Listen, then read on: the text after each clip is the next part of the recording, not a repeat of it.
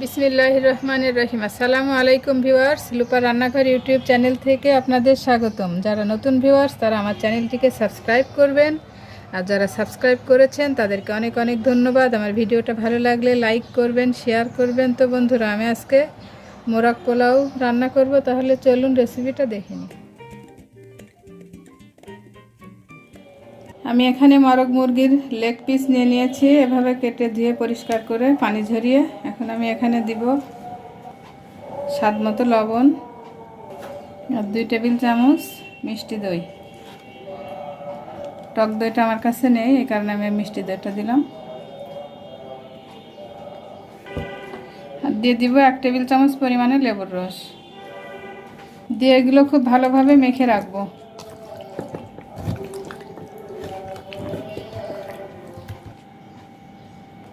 তার ম্যারিনেট করা হয়ে গেছে, আমি 1 ঘন্টা রেখে দেব। আমি এখানে তীরের চিনি গুঁড়া চাউলটা নিয়েছি 1 কেজি। পুরো চালটাই নিব। চাউলটা ভালো করে ধুয়ে ভিজিয়ে রাখবো 10 মিনিট। আমি কড়াইয়ে পর্যাপ্ত পরিমাণে তেল বসিয়ে দিয়েছি, এখন দিব 1 টেবিল চামচ ঘি।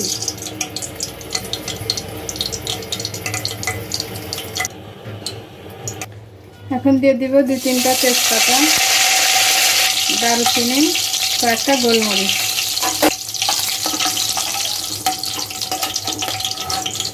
এবার দিয়ে দিব 1 কাপ পরিমাণে পেঁয়াজ। পেঁয়াজটা একটু ভালোভাবে লাল করে নিব।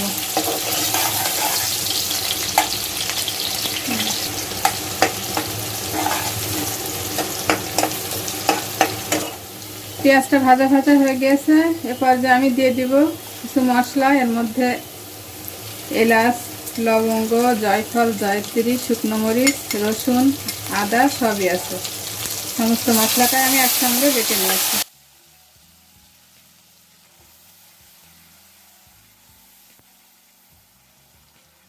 এর মধ্যে আছে 2 টেবিল চামচ কিশমিশ বাটা। এখানে আছে 1 কাপ বাদাম বাটা, পুরাটা দিব না।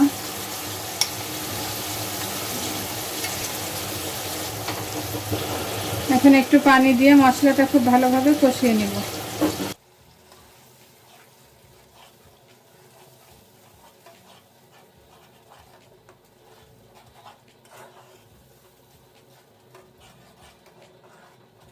মশলাটা একটু ভুনে নিয়েছি, এখন দিয়ে দিব লেগ পিসগুলো।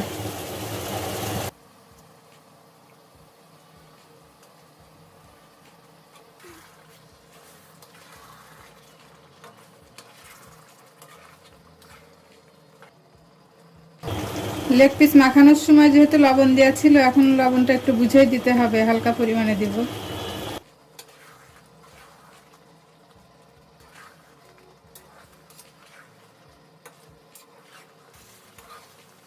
আমার চিকেনগুলো অনেকটা সিদ্ধ হয়ে গেছে, এখন ভালোভাবে কষিয়ে একটু পানি দিব।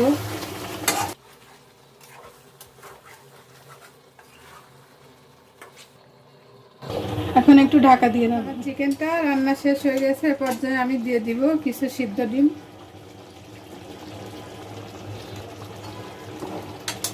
দিয়ে মশলার সাথে আস্তে আস্তে একটু মাখিয়ে নেব, যাতে ডিমের মধ্যে মশলার ফ্লেভারগুলো ঢোকে। তো আমার চিকেনটা রেডি, আমি এখন নামিয়ে ফেলে দিব তেজপাতা আর 1টা এলাচ, 2টা তেজপাতা আর 1 পিস দারুচিনি দিয়ে দিলাম। এখন দিয়ে দিব 1 কাপ পেঁয়াজ।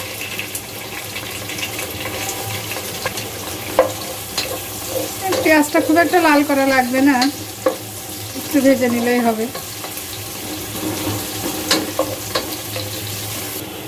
এ পর্যায়ে দিয়ে দিব সে চাল, ধুয়ে রাখা চাল।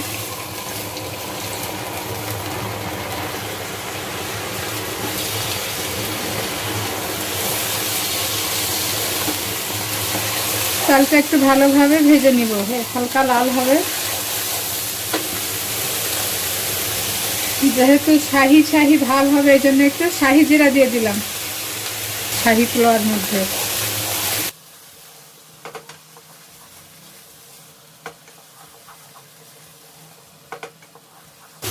এভাবে আমি পোলাওয়ার চালটা খুব ভালোভাবে ভেজে নিব লাল করে। আমি হাঁড়িতে পোলাওর জন্য পানি বসিয়ে দিয়েছি। এখন দিয়ে দিব 1 কাপ দুধ। আমি 5 কাপ চাউলের জন্য 9 কাপ পানি আর 1 কাপ দুধ দিলাম। এখন সে ভেজে রাখা চাউলটা দিয়ে দিব। চালগুলো দিয়ে দিলাম। এখন দিয়ে দিব সেই চিকেনের যে মশলাটা ছিল, মশলার অর্ধেকটা আমি উঠিয়ে রেখেছিলাম, এই মশলাটা এখন দিয়ে দিব। মশলাটা দিয়ে ভালোভাবে নেড়ে দিব।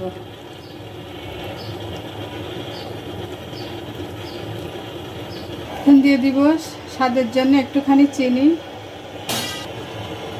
আর দিব পরিমাণ মতো লবণ। দিয়ে খুব ভালোভাবে নেড়ে ঢেকে দিব।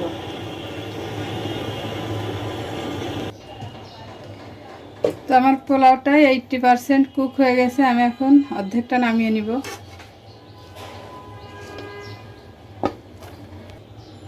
তো আমি রাইসটা অর্ধেক নামিয়ে নিয়েছি। এখন দিয়ে দিব চিকেনগুলো।